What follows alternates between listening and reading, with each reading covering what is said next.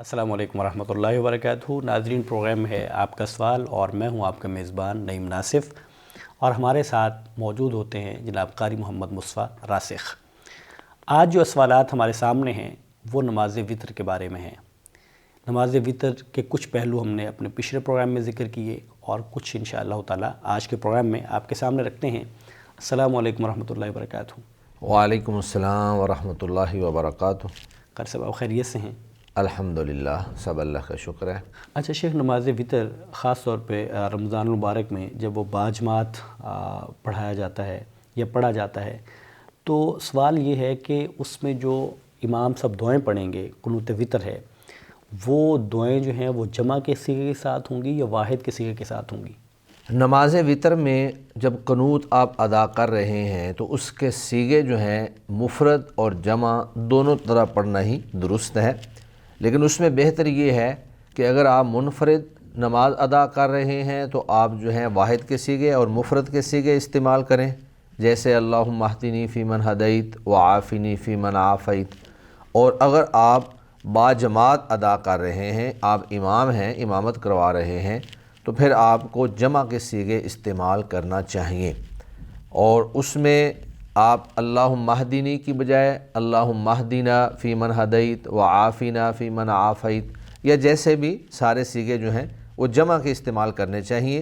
ताकि दुआ में तमाम लोग जो हैं वो शामिल हो जाएं। सिर्फ़ अपने लिए दुआ आदमी ना करे बल्कि तमाम लोगों के लिए दुआ हो जाए। अब एक आदमी इमाम है और वो दुआ कर रहा है कि अल्लाहुम्मा अहदिनी फ़ीमन हदैत, कि ए अल्लाह मुझे हिदायत दे, व आफ़िनी फ़ीमन आफ़ैत, मुझे आफ़ियत दे, और पीछे लोग अगर उसके आमीन भी कहेंगे तो उसने दुआ तो अपने लिए की है, सब के लिए तो उसने दुआ की नहीं है। तो जमात के साथ और इमामत के वक़्त इस बात का तकाज़ा बढ़ जाता है कि जो मुक्तदी पीछे मौजूद हैं उनके लिए भी दुआ की जाए। तो मुफरद अकेले जब आप नमाज़ पढ़ रहे हैं तो आप मुफरद के सीगे इस्तेमाल करें, लेकिन अगर आप बाजमात अदा कर रहे हैं तो फिर आप जो हैं जमा के सीगे इस्तेमाल करें। शेख, ये भी बड़ा आम सवाल है। लोग पूछते हैं कि नमाज वितर जो है ये आखिरी नमाज होनी चाहिए या कि नबी करीम सल्लल्लाहु अलैहि वसल्लम से साबित है कि आप नमाज वितर के बाद 2 नफल पढ़ा करते थे,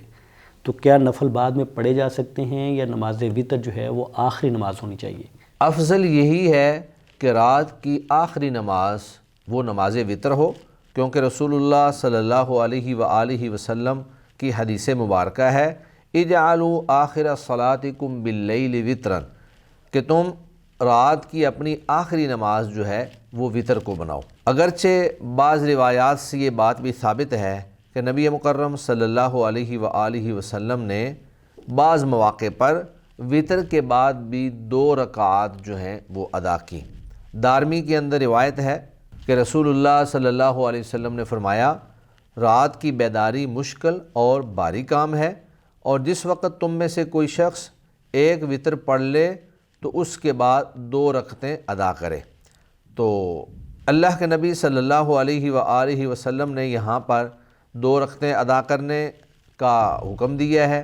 या 2 रकतें अदा करने के बारे में बयान फरमाया है, और आगे फरमाया कि अगर वो रात को उठ जाएगा तो बेहतर है, और अगर वो नहीं उठ सकेगा तो ये जो 2 रकतें उसने वितर के बाद अदा की हैं यही उसके लिए नमाज तहज्जुद से काफ़ी हो जाएंगी। और अल्लाह के नबी सल्लल्लाहु अलैहि वसल्लम से ख़ुद भी नमाज वितर के बाद 2 रकात पढ़ना जो है आपसे फ़ेली एतबार से भी साबित है, लेकिन अफजल यही है कि रात की सबसे आखिरी नमाज वितर हो, और अगर कोई बाद में 2 रकतें पढ़ भी ले तो इंशाअल्लाह उसमें कोई हर्ज वाली बात नहीं है, क्योंकि अल्लाह के नबी सल्लल्लाहु अलैहि वसल्लम के अमल और आप सल्लल्लाहु अलैहि वसल्लम के कौल से ये दोनों बातें साबित हैं। अच्छा शेख, ये भी बता दीजिए कि वो जो नमाज वितर के बाद के 2 नफल हैं वो बैठ कर पढ़ने चाहिए या जैसे आम नमाज़ पढ़ी जाती है, नवाफिल पढ़े जाते हैं, खड़े होकर पढ़ने चाहिए? इसमें 2 बातें हैं। पहली बात तो ये है कि क्या वितर के बाद आप 2 रकतें पढ़ सकते हैं या नहीं पढ़ सकते। तो सही बात यही है कि नमाज वितर के बाद आप 2 रकात पढ़ सकते हैं, चूँकि ये अल्लाह के नबी सल्लल्लाहु अलैहि वसल्लम के अमल से भी साबित है और आप सल्लल्लाहु अलैहि वसल्लम के कौल से भी साबित है। दूसरी बात ये है कि क्या ये बैठकर ही पढ़ी जाएंगी या खड़े होकर भी पढ़ी जा सकती हैं। तो इसमें अहले इल्म के 2 कौल हैं। بعض اہل علم کا خیال ہے کہ یہ رکعات جو ہیں کھڑے ہو کر ہی پڑھی جائیں گی۔ اگر اللہ کے نبی صلی اللہ علیہ وسلم نے بیٹھ کر پڑھی تھیں تو وہ کسی عذر کی بنیاد پر یا تھکاوٹ کی وجہ سے اللہ کے نبی نے بیٹھ کر پڑھی ہوں گی، اور وہ کہتے ہیں کہ اللہ کے نبی صلی اللہ علیہ وسلم اگر بیٹھ کر بھی نماز پڑھیں تو آپ صلی اللہ علیہ وسلم کو نماز کا پورا ثواب ملتا ہے۔ اور اگر کوئی دوسرا شخص نماز بیٹھ کر پڑھتا ہے تو دیگر احادیث سے جس طرح معلوم ہوتا ہے کہ بیٹھ کر نماز پڑھنے والے کا اجر کھڑے ہو کر نماز پڑھنے والے کی نسبت آدھا ہے، تو اگر کوئی شخص بیٹھ کر نماز پڑھے گا تو اس کو آدھا ثواب ملے گا، لہٰذا پورا ثواب حاصل کرنے کے لیے کوشش یہ کرنی چاہیے کہ آدمی یہ 2 رکعات جو ہیں یہ بھی کھڑے ہو کر ہی پڑھے۔ باقی بعض اہل علم کا یہ خیال ہے کہ نہیں، یہ رکعات بھی بیٹھ کر ہی پڑھنی چاہیے، کیونکہ نبی کریم صلی اللہ علیہ وآلہ وسلم نے بیٹھ کر پڑھی ہیں، اور آپ کی سنت کی مطابقت کرنے میں ہی انشاءاللہ پورا ثواب ملے گا۔ تو مسلم شریف کی جس طرح روایت ہے کہ آپ صلی اللہ علیہ وسلم نے ثم یصلی رکعتین وہو جالس، کہ آپ صلی اللہ علیہ وسلم نے 2 رکعات پڑھی اور آپ بیٹھے ہوئے تھے۔ بہرحال دونوں دلائل اور دونوں موقف جو ہیں وہ دلائل پر مبنی ہیں، اس لیے میں یہ سمجھتا ہوں کہ اس معاملے میں ہمیں گنجائش رکھنی چاہیے اور سختی نہیں کرنی چاہیے۔ اگر کوئی بیٹھ کر پڑھتا ہے اس بنیاد پر کہ رسول اللہ صلی اللہ علیہ وسلم نے بیٹھ کر پڑھی ہیں تو انشاءاللہ اس کو بھی پورا ثواب ملے گا، اور اگر کوئی شخص ان احادیث کو سامنے رکھ کر کھڑے ہو کر پڑھتا ہے کہ بیٹھ کر پڑھنے کا ثواب آدھا ہے اور کھڑے ہو کر پڑھنے کا ثواب پورا ہے، تو انشاءاللہ وہ بھی پورے اجر و ثواب کا مستحق قرار پائے گا۔ شیخ، جو قنوت وطر ہے یہ ہاتھ اٹھا کر پڑھنی چاہیے یا بغیر ہاتھ اٹھائے؟ نماز وطر میں دعائے قنوت کرتے وقت ہاتھ اٹھانے کا تذکرہ خاص طور پر قنوت وطر کے حوالے سے تو ثابت نہیں ہے، لیکن اہل علم قنوت وطر کو قنوت نازلہ پر قیاس کرتے ہیں کہ نبی مکرم صلی اللہ علیہ وآلہ وسلم نے جب قنوت نازلہ کروائی تو آپ صلی اللہ علیہ وسلم نے ہاتھ اٹھا کر جو ہے دعا کی۔ بئر معونہ پر جب صحابہ کرام کو شہید کیا گیا تو آپ صلی اللہ علیہ وسلم نے کفار کے خلاف ہاتھ اٹھا کر دعا کروائی تھی۔ سیدنا انس رضی اللہ تعالی عنہ فرماتے ہیں فَلَقَدْ رَأَيْتُ رَسُولَ اللَّهِ صلی اللہ علیہ وسلم فی صلاۃ الغداۃ رفع یدیہ فدعا علیہم، کہ میں نے اللہ کے نبی صلی اللہ علیہ وسلم کو دیکھا نماز فجر میں کہ آپ نے ہاتھ اٹھائے ہوئے ہیں اور آپ ان کے خلاف بد دعا کر رہے ہیں۔ سیدنا انس رضی اللہ تعالی عنہ کی یہ روایت اس بات پر دلالت کرتی ہے کہ جس طرح قنوت نازلہ میں ہاتھ اٹھا کر دعا کی جا سکتی ہے، آپ قنوت وطر میں بھی ہاتھ اٹھا سکتے ہیں۔ اور سیدنا عمر رضی اللہ تعالی عنہ سمیت متعدد صحابہ کرام سے بھی یہ ثابت ہے کہ وہ قنوت وطر میں ہاتھ اٹھا کر دعا کیا کرتے تھے۔ امام بہقی رحمہ اللہ فرماتے ہیں ان عددا من الصحابۃ رفعوا ایدیہم فی القنوت،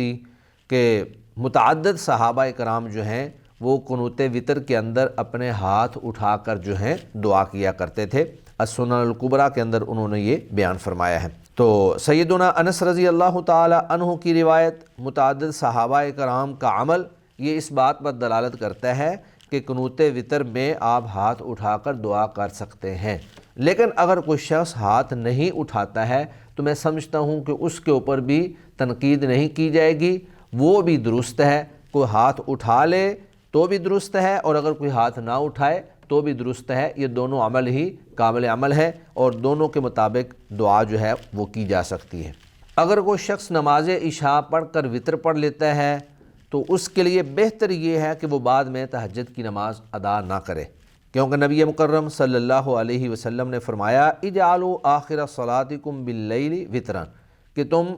اپنی رات کی سب سے آخری نماز جو ہے وہ نماز وطر کو بناؤ۔ لیکن پھر بھی اگر کوئی شخص اٹھ جائے، بیدار ہو جائے، اللہ تعالیٰ اس کو موقع دے دے اور وہ نماز تہجد پڑھنا چاہے یا چند نوافل پڑھنا چاہے، تو جس طرح سیدنا عبداللہ بن عباس رضی اللہ تعالی عنہ کی روایت میں آپ صلی اللہ علیہ وآلہ وسلم نے وطر کے بعد بھی 2 رکعات ادا کی ہیں، تو وہ وطر کے بعد 2 رکعتیں بھی پڑھ سکتا ہے اور 2 رکعتوں سے زیادہ بھی پڑھ سکتا ہے، اور اس کو پھر دوبارہ وطر نہیں پڑھنا چاہیے، کیونکہ سنن ابو داود کی روایت ہے جس کی سند صحیح ہے کہ آپ صلی اللہ علیہ وسلم نے فرمایا لا وطران فی لیلۃ ایک رات میں 2 وطر نہیں ہو سکتے۔ اگر کوئی شخص اٹھ جائے، اللہ تعالیٰ اس کو بیداری کا موقع دے دے، تو وہ 2 رکعت یا زیادہ رکعت جتنا بھی اللہ تعالیٰ اس کو توفیق دے وہ پڑھ سکتا ہے۔ اس میں ممانعت والی یا حرمت والی بات بھی نہیں ہے، لیکن افضل یہ ہے کہ وطر کی نماز کو سب سے آخری نماز رکھا جائے اور سنت کے مطابق جو ہے آدمی اپنی تہجد یا قیام اللیل کو ادا کرے۔ اچھا یہ بتائیے گا کہ اگر کوئی شخص رات کو نماز وطر ادا کر لے لیکن صبح اس کو وہ اٹھ جائے اور اس کا ارادہ بن جائے، نیت بن جائے کہ میں تہجد پڑھ لوں، اور اس کی آنکھ بھی کھل جائے اور وہ تہجد پڑھنا چاہے تو کیا کرے؟ اگر کوئی شخص رات کو بیدار نہیں ہو سکا اور اس نے نماز وطر اس لیے نہیں پڑھی تھی کہ وہ رات کو اٹھ کر نماز وطر پڑھے گا، تو اس کے لیے مسنون یہ ہے کہ وہ اگلے دن چاشت کے وقت یا نماز ظہر سے پہلے جفت رکعات جو ہے وہ ادا کرے۔ یعنی اگر کوئی شخص 3 وطر پڑھتا تھا تو وہ 4 رکعات ادا کرے گا، اگر کوئی شخص 5 وطر پڑھتا تھا تو وہ 6 رکعات ادا کرے گا، اگر کوئی 11 رکعات پڑھتا تھا تو وہ 12 رکعات ادا کرے۔ اس کی دلیل سیدہ عائشہ رضی اللہ تعالی عنہا کی وہ حدیث مبارکہ ہے، مسلم شریف کے اندر موجود ہے کہ جب رسول اللہ صلی اللہ علیہ وآلہ وسلم نیند یا بیماری کی وجہ سے رات کو نماز ادا نہ کر سکتے تو آپ پھر اگلے دن جو ہے وہ 12 رکعات نماز ادا کیا کرتے تھے۔ تو چونکہ اللہ کے نبی صلی اللہ علیہ وآلہ وسلم کی عموماً نماز جو ہے وہ 11 رکعات ادا ہوتی تھی، تو آپ پھر اگلے دن اس کی قضا جو ہے وہ 12 رکعات کر لیا کرتے تھے۔ تو اس سے یہ بات ثابت ہوتی ہے کہ اگر آپ کی تہجد رہ جائے، نماز وطر رہ جائے تو اس کی آپ قضا کر سکتے ہیں، اگرچہ اس کی قضا کرنا واجب اور فرض نہیں ہے، لیکن اگر آپ اس کی قضا کرتے ہیں تو انشاءاللہ آپ اجر کے مستحق جو ہے وہ قرار پائیں گے۔ اور اس قضا میں اس بات کا خیال رکھنا ہے کہ آپ نے وطر نہیں پڑھنے بلکہ وطروں کو بھی ڈبل کر کے جفت کر کے آپ نے ادا کرنا ہے۔ اچھا نماز وطر کی تعداد کیا ہے شیخ؟ بعض لوگوں کا خیال یہ ہے کہ یہ ایک وطر پڑھنا یہ آپ صلی اللہ علیہ وسلم سے سنت نہیں ہے، یہ تو امیر معاویہ رضی اللہ تعالیٰ عنہ کا عمل ہے، تو کیا یہ بات درست ہے؟ یہ ایک من گھڑت بات ہے کہ ایک وطر پڑھنا صرف سیدنا معاویہ رضی اللہ تعالی عنہ کا عمل تھا، اللہ کے نبی صلی اللہ علیہ وسلم سے یہ ثابت نہیں ہے، ایسی بات نہیں ہے۔ ایک وطر پڑھنا آپ صلی اللہ علیہ وسلم کے قول سے بھی ثابت ہے اور آپ صلی اللہ علیہ وسلم کے عمل سے بھی ثابت ہے۔ قیام اللیل کے اندر نبی کریم صلی اللہ علیہ وآلہ وسلم کی مرفوع حدیث موجود ہے کہ وَمَنْ شَاءَ فَلْيُوتِرْ بِوَاحِدَةٍ، اور جو چاہے وہ ایک وطر پڑھ لے۔ اسی طرح جامع ترمذی میں آپ صلی اللہ علیہ وآلہ وسلم کا عمل بیان کیا گیا ہے کہ وَيُوتِرُ بِرَكَعَةٍ، کہ آپ صلی اللہ علیہ وسلم ایک رکعت بھی وطر پڑھ لیا کرتے تھے۔ تو اللہ کے نبی سے دونوں طرح ہی ثابت ہے، آپ صلی اللہ علیہ وسلم ایک وطر بھی پڑھ لیا کرتے تھے، آپ صلی اللہ علیہ وسلم 3 وطر بھی پڑھ لیا کرتے تھے۔ تو جب دونوں عمل اللہ کے نبی سے ثابت ہیں تو 3 وطروں کے اوپر اصرار کرنا اور زور دینا اور یہ کہنا کہ جو ایک وطر ہے وہ اللہ کے نبی سے ثابت نہیں ہے، یہ بالکل درست بات نہیں ہے۔ ہاں یہ آپ کہہ سکتے ہیں کہ اللہ کے نبی صلی اللہ علیہ وآلہ وسلم کا یہ عمل حضرت معاویہ رضی اللہ تعالی عنہ سے اور بے شمار دیگر صحابہ کرام سے بھی ثابت ہے کہ وہ ایک وطر پڑھا کرتے تھے۔ امام زین الدین عراقی رحمہ اللہ لکھتے ہیں کہ خلفائے اربعہ سیدنا سعد بن ابی وقاص، معاذ بن جبل، ابی بن کعب، ابو موسیٰ اشعری، ابو درداء، حذیفہ ابن عمر، معاویہ، تمیم داری، ابو ایوب انصاری، ابو ہریرہ رضی اللہ تعالی عنہ، اور اسی طرح فضالہ بن عبید، عبداللہ بن زبیر، معاذ بن حرث القاری رضی اللہ عنہم، یہ سارے کے سارے صحابہ جو ہیں ایک رکعت وطر پڑھا کرتے تھے۔ اسی طرح تابعین میں سے سالم بن عبداللہ، عبداللہ بن عباس، اور اسی طرح حسن بصری، محمد بن سیرین، عطا بن ابی رباح، عقبہ بن عبد الغافر، سعید بن جبیر، جابر بن زید، زہری، ربیعہ بن عبد الرحمن، یہ سارے تابعین جو ہیں ایک رکعت وطر کے قائل تھے۔ اور اسی طرح آئمہ میں سے امام شافعی رحمہ اللہ، امام احمد، امام اوزائی، امام اسحاق، امام ابو ثور، امام داود، امام ابن حزم، یہ سارے کے سارے جو ہیں ایک رکعت وطر پڑھنے کے قائل تھے۔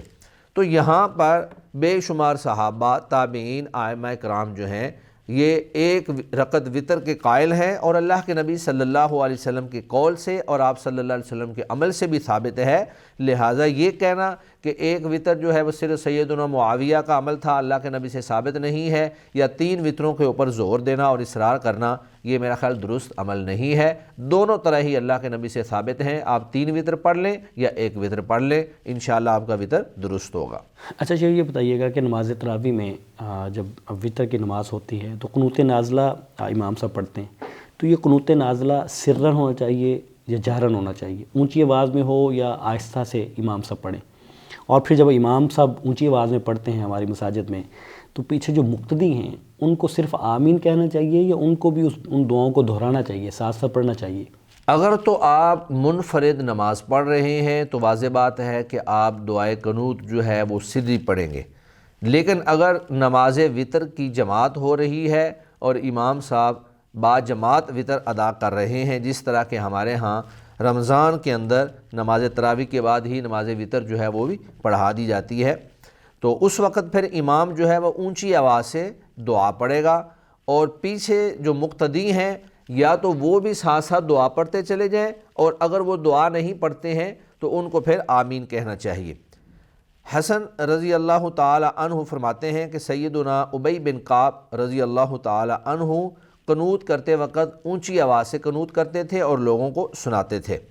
تو کتاب قیام اللیل باب رفع الصوت فی الدعاء فی القنوت، اس کے اندر الفاظ اس طرح کے موجود ہیں کہ حتی یسمعہم الدعاء، کہ وہ اونچی آواز سے پڑھتے تھے حتیٰ کہ دعا جو ہے وہ مقتدیوں کو سناتے تھے۔ اور اسی طرح آگے امام اسحاق نقل کرتے ہیں کہ یدعو الامام ویؤمن من خلفہ، کہ امام دعا کرتا تھا اور مقتدی جو ہے وہ آمین کہتے تھے۔ تو ان روایات سے یہ بات ثابت ہوتی ہے کہ قنوت جو ہے وہ اونچی آواز سے کرنی چاہیے، تاکہ مقتدی جن کو دعا آتی ہے وہ تو ساتھ ساتھ پڑھتے جائیں، اور جن کو دعا نہیں آتی ہے وہ پیچھے آمین کہتے جائیں اور امام کے ساتھ دعا کے اندر شامل ہوتے چلے جائیں۔ جزاکم اللہ خیر، بارک اللہ فیک۔ ناظرین، یہ تھا آج کا پروگرام جس میں ہم نے وطر کے بارے میں، نماز وطر کیا ہے، اس کا مقام کیا ہے، کب پڑھی جائے گی، اور اگر پڑھنا بھول جائیں تو کس وقت قضا ہو، اور نماز وطر کی تعداد کیا ہے، اور اس میں قنوت نازلہ کب پڑھی جائے گی، الفاظ کیا ہوں گے، تو یہ ساری چیزیں آج کے پروگرام کا حصہ تھیں۔